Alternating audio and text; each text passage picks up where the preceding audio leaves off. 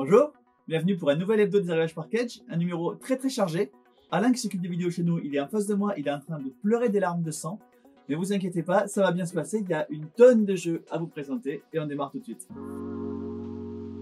Demio, c'est un jeu à l'esthétique un peu particulière, c'est un jeu assez riche. Il y a à la fois du draft 2D, c'est-à-dire que vous allez choisir des dés en fonction de leur couleur et ou de leurs points qui sont dessus. À la fois, c'est un jeu de craft, c'est-à-dire que vous allez améliorer vos actions en construisant des bâtiments. À la fois, une thématique de majorité avec des îles sur lesquelles il va falloir être présent et des reliques qu'il va falloir collecter. Bref, un jeu assez complexe et bien riche. Et pour ceux à qui ça ne suffirait pas, il y a toutes les figurines et tout le matériel pour jouer bien sûr dans la boîte de base. Mais il y a aussi un coffret de miniatures avec des miniatures beaucoup plus jolies, en plastique, bien travaillées. Donc évidemment, deux boîtes à part. Si vous prenez les deux en même temps, on a fait un petit lot pour vous, avec un prix promotionnel. C'est Demio. Lueur, autre jeu qui fait le buzz en ce moment, autre jeu avec des dés de couleur. Dans Lueur, la lumière a disparu, quasiment tout le jeu est en noir et blanc, sauf quelques petits points de couleur, et votre objectif c'est de reconstituer la lumière et les couleurs dans ce jeu. C'est un jeu de Cédric Chevroussi qui fait pas mal de jeux qui sortent ou ressortent en ce moment. Il y a Lewis et Clark dont j'ai parlé il y a pas longtemps. Il y a Shaman qui vient de sortir. Voilà, un jeu quand même assez familial, hein, rien à voir avec des murs, beaucoup plus simple dans son approche à partir de 7 ans. Un jeu assez joli, Lueur. Le Boss in Space, ça se joue de 1 à 5, c'est coopératif. C'est dans l'ambiance de Space Invader, le jeu vidéo, avec une petite dimension humoristique, hein, c'est plutôt une parodie de Space Invader. Et la spécificité de ce jeu coopératif, c'est que le hasard ne vient pas du jeu, vous allez savoir exactement ce que fait le jeu. Par contre, comme c'est un jeu simultané où tous les joueurs jouent en même temps, le hasard vient de vos partenaires. C'est un jeu coopératif où vous devez un peu vous méfier de vos partenaires parce que il ne faut pas qu'ils fassent évidemment les choses qui vont vous embêter. Boss in Space, un jeu à la Space Invader. Iwari, c'est un jeu que vous êtes propulsé au début des temps. Vous êtes une tribu nomade à l'aube de l'humanité. Pour tout vous dire, c'est quand même plutôt un jeu abstrait, hein, la thématique n'est pas forte du tout. C'est un jeu d'interaction indirecte, c'est-à-dire que vous allez pouvoir vous placer pour embêter vos adversaires, mais vous n'allez pas pouvoir prendre leurs points ou les dés de jeu de leur position. Ce qui est apprécié par certaines personnes qui préfèrent les jeux pas agressifs. Vous allez jouer des cartes pour placer des campements dans des zones où vous allez devoir être majoritaire. Et puis il y a une mécanique de totem, là où il y a déjà des zones placées, avec des très jolis totems en 3D qui s'empilent les unes sur les autres. Donc un jeu assez joli, d'interaction directe, qui se joue de 2 à 5 en 45 minutes à peu près. Iwari. Wink est un jeu où vous vous retrouvez au carnaval, vous êtes des espions qui devez vous retrouver entre vous. À chaque tour, vous désignez un déguisement qui doit être celui de votre partenaire et votre partenaire va devoir vous indiquer que c'est lui l'espion que vous recherchez. Et la seule façon que vous allez communiquer, c'est de faire des clins d'œil. Donc il va falloir, un peu comme au Kems, le jeu de cartes auquel vous avez peut-être joué quand vous étiez plus jeune, vous allez devoir retrouver qui est votre partenaire, sans vous faire attraper par les autres joueurs qui bien sûr vont devoir essayer d'identifier qui est avec qui pour marquer des points à votre place. Petit bonus pour Wink, si vous venez le retirer en boutique, que ce soit dans notre boutique de Paris ou de Vitrolles, si vous faites un clin d'œil à la personne qui vous donne Wink, il vous donnera une carte goodies. Alors n'hésitez pas.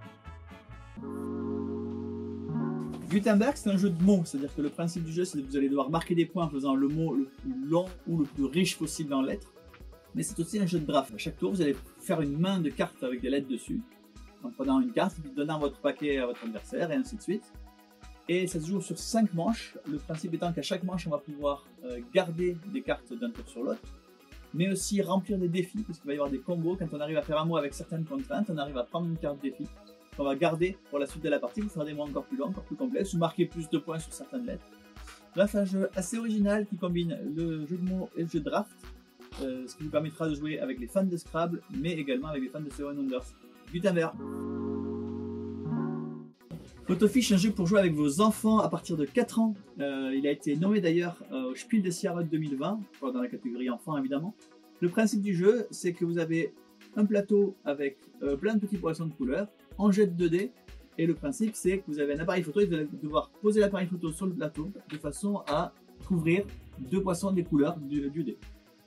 Donc il y a une composante de rapidité où effectivement vous allez devoir placer le plus vite possible puisque le premier qui place gagne le point, mais également de mémoire parce que au fur et à mesure des parties vous allez vous souvenir où sont les poissons et du coup vous allez aller plus rapidement à l'objectif.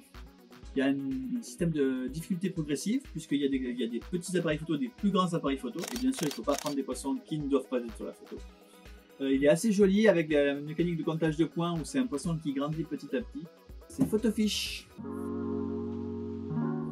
Unmatch, c'est plus qu'un jeu, c'est une collection complète. Ici, vous avez une première boîte, mais vous allez avoir plusieurs extensions qui vont arriver au fil de l'année, même plus encore si le jeu fonctionne.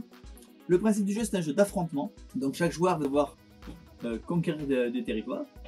Et pour ça, il a un personnage. Alors chaque personnage vient d'un univers très différent. Il y a le roi Arthur, il y a Alice, il y a Méduse, il y a Simbad le marin. Et puis vous verrez dans les extensions, il y en a plein d'autres univers qui viennent s'ajouter à ça. Donc chaque joueur a sa façon de jouer, a son paquet de cartes spécifiques. Et quand on joue les cartes, on peut attaquer, se cacher, faire plein de choses, des pouvoirs qui dépendent effectivement des joueurs, avec des figurines qui dépendent aussi des joueurs. Il y a des figurines qui sont toutes seules et qui vont très vite. Il y a des figurines qui sont au contraire avec plein d'alliés, comme la Méduse, qui a des archers avec elle. Bref, un jeu de Rob Daviau.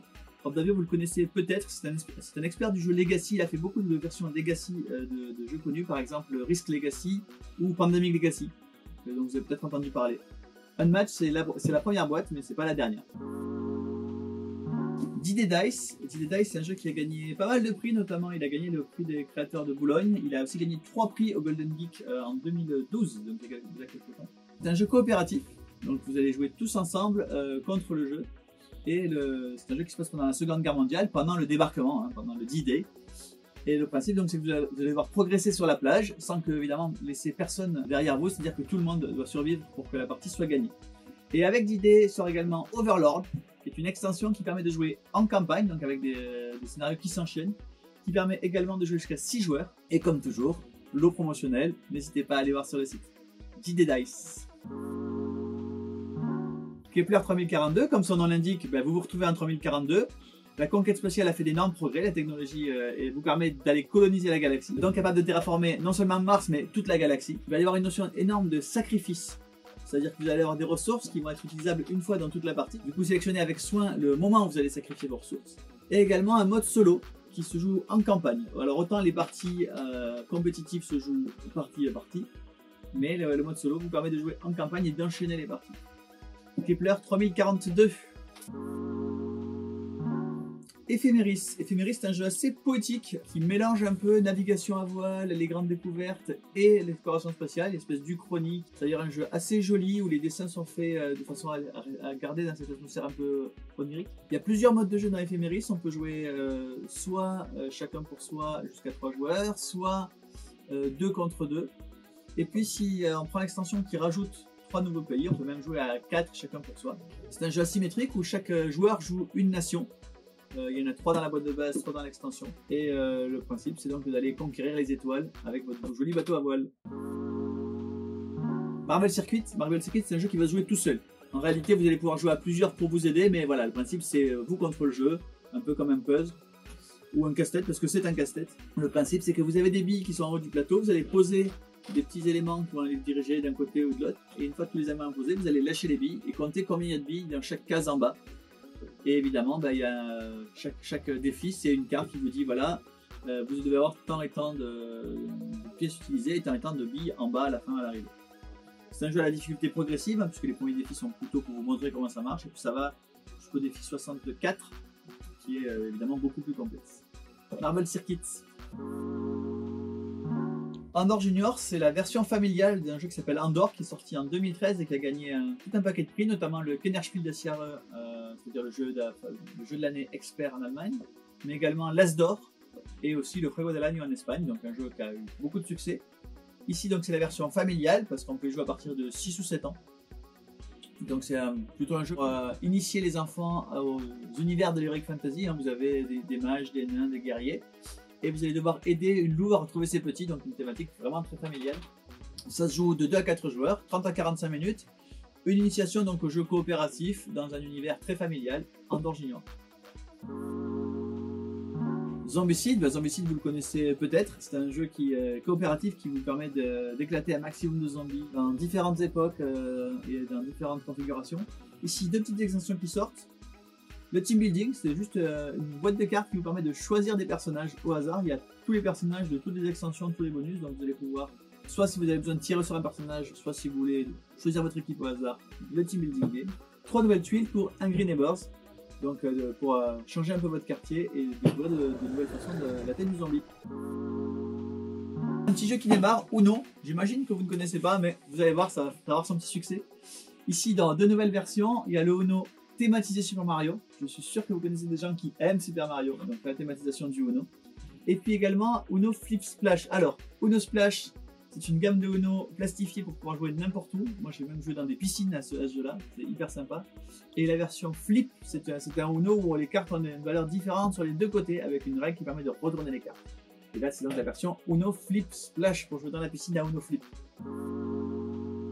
3 nouveautés dans la catégorie des escape games cette semaine. Vous avez une gamme qui s'appelle Escape Game, qui comme son nom l'indique, contient des escape games. Ici, vous allez être dans un univers historique, tout se passe à Versailles. Vous avez 3 histoires dans la boîte. Chacune se passe en 1h15. Des enquêtes historiques, c'est-à-dire il va y avoir l'affaire des poisons, l'affaire des ferrets de la reine, le chevalier d'Éon. Vous avez dans la boîte un matériel, notamment le plan des jardins de Versailles. Donc un escape game historique, mais également les collections d'Escape et Detective. Donc là, ce sont des paquets de cartes. Ça se joue sans maître du jeu, ça se joue sans application, tout est là. Ici, vous avez un escape game compétitif. C'est-à-dire que vous allez devoir former 2 équipes qui vont s'affronter l'une l'autre. Chaque équipe essaie de résoudre les énigmes un peu avant l'autre, avec des énigmes en opposition avec l'autre. Mais également Détective, le miroir de cauchemar. Alors Détective, il a cette particularité que les cartes sont distribuées et vous montrez à vos partenaires un certain nombre de cartes et vous allez devoir en cacher d'autres. Et en fonction du nombre de cartes que vous cachez, vous allez pouvoir montrer d'autres cartes. Donc une espèce de choix qui se fait de qu'est-ce que je montre à l'équipe et qu'est-ce que je montre pas, qui est toujours un petit peu complexe, un petit peu voilà, qui fait réfléchir.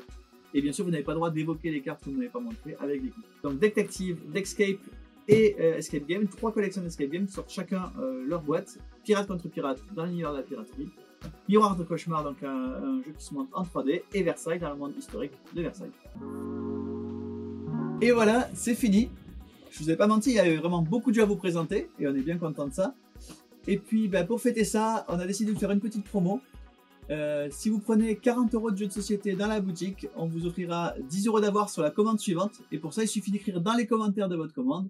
Merci l'hebdo pour les 10 €. Et moi, je vous dis à la semaine prochaine.